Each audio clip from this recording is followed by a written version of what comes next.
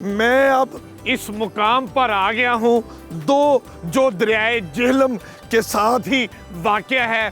दरियाओं का ये मिलाप हमें प्यार, मोहब्बत और अखुवत का खूबसूरत दर्स दे रहा है। एक और बात जो मैंने आपको बतानी थी वो अब बताए देता हूँ।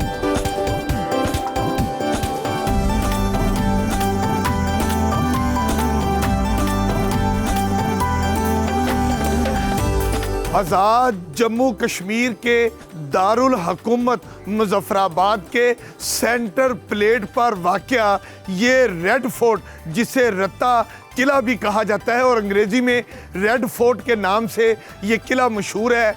ये चक हुक्मरानों के दौर में 1559 को तामीर किया गया। ये बुनियादी तौर पर डिफेंस पर्पस के लिए बनाया गया था, क्योंकि चक हुक्मरानों को हमेशा अपने दिफा के पर ख़ुसूसी तवज्जो देते थे। इसी नुक्ता नज़र के तहत उन्होंने ये किला तामीर किया, जिसके आसार आज भी आपको दिखाई देते हैं।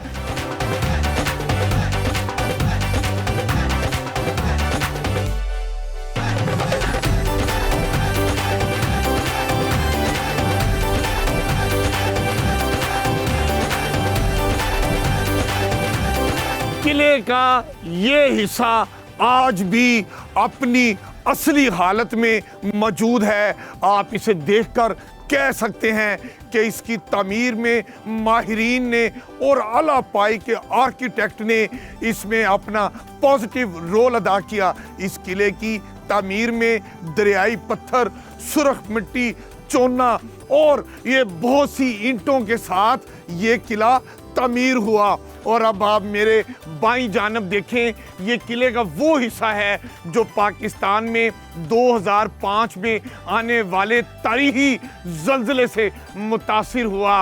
हुकूमत ने इस किले को उसकी असली हालत में बहाल किया।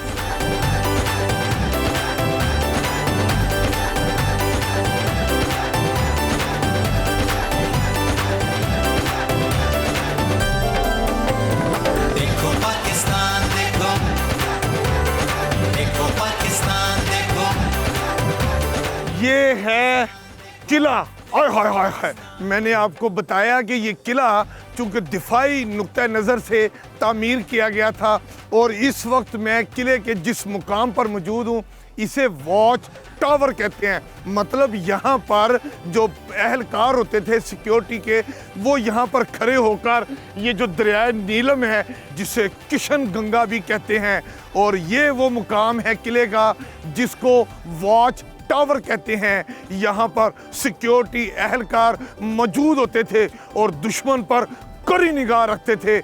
आज दुश्मन तो मुजफ्फराबाद में है ही नहीं, हमारे अपने हैं, लिहाजा अमीन हफीज इनको बड़े प्यार से देखते हैं।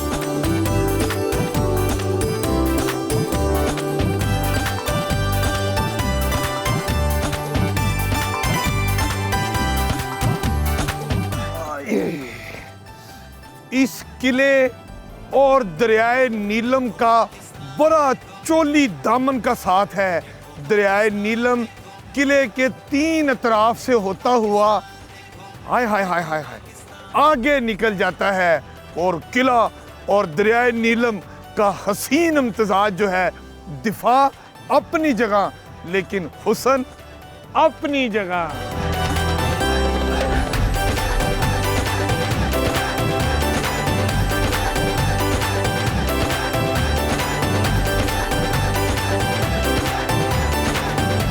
हर दौर में फर्मा बरदार और नाफरमान और बगावत करने वाले भी होते हैं। किलों में ऐसे ही मुकामात बागियों के लिए बनाए गए हैं। ये है किले में मिनी जेल।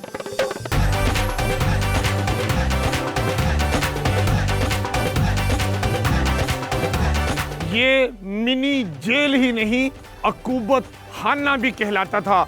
जैसा जुर्म वैसी सजा दी जाती थी। और आप ये देखें, अकूबत खाने में मैं अभी अंदर से होकर आया हूँ। हाय हाय हाय हाय, सचमुच ऐसे लगता है जैसे अमीन हफीज कैदी बन गया था।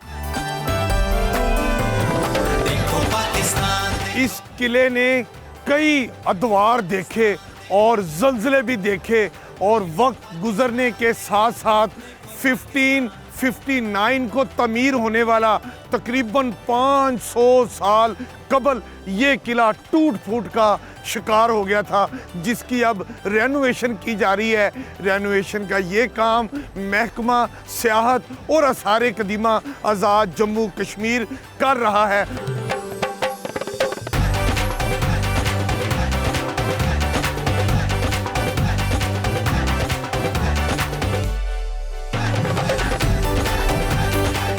मैं इस वक्त एक ऐसी बारादरी में मौजूद हूँ जिसे महाराजा रणबीर सिंह ने तामीर किया। ये महाराजा की जो है वो एक बैठक भी हुआ करती थी, वो यहाँ पर बैठते थे और क्या हसीन नज़ारे हैं। सामने दरियाए झेलम है, तो वो यहाँ पर जब उतरते थे तो नीचे दरिया में चले जाते थे। अभी मैं भी उधर जा रहा हूँ। मैं अब इस मुकाम पर आ गया हूँ जो दरियाए झेलम के साथ ही वाक़या है और यहाँ पर महाराजा अपने साथियों के साथ यहाँ पर आते थे और अपनी मजहबी रस्मात जिसे स्नान कहते हैं वो करने के लिए नीचे पानी में चले जाते थे।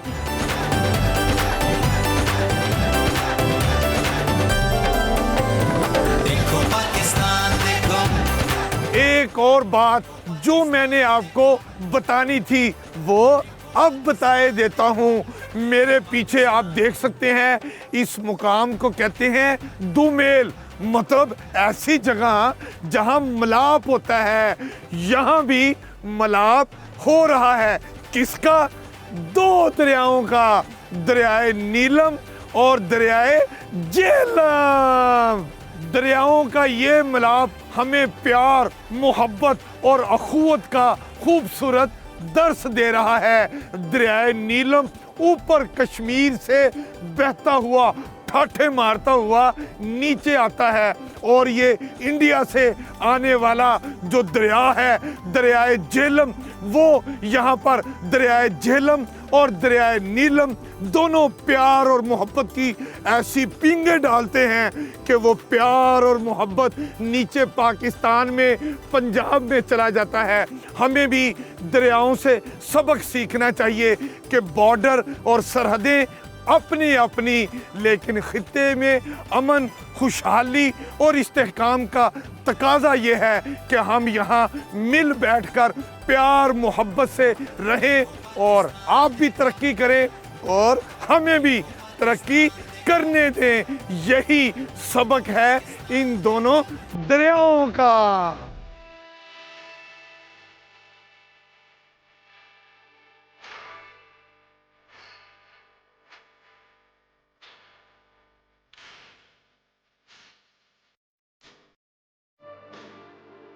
मैं इस वक्त मौजूद हूँ सैयद शाह जुल्फ़कार अल मरूफ सैयद साईं सहेली सरकार के मज़ार पर। आप गुजरात में पैदा हुए और सादात मुल्तान से आपका ताल्लुक़ है। इब्तदाई तालीम आपने रावलपिंडी, मानसहरा, आबटाबाद और हरिपुर में आपने हासिल की और उसके बाद आप जो यहाँ मुज़फ़्फ़राबाद में 1890 में तशरीफ़ लाए और यहाँ पर तकरीबन 10 साल क़याम करने के बाद 1900 में आप रिखलत फरमा गए। आपकी वजह तस्मिया ये थी कि जो कोई भी मर्द ख़वातीन आपको मिलने आते, आप उनको खाना खिलाते और प्यार से ये मर्दों को अरिया और ख़वातीन को सहेली कहकर पुकारते थे। बाद में लोगों ने इनको अरिया साईं के नाम से भी पुकारना शुरू कर दिया, लेकिन बिलाहिर आपकी जो वजह शोहरत और मशहूरी हुई वो इस अल्फाज से हुई, सैयद साईं सहेली सरकार।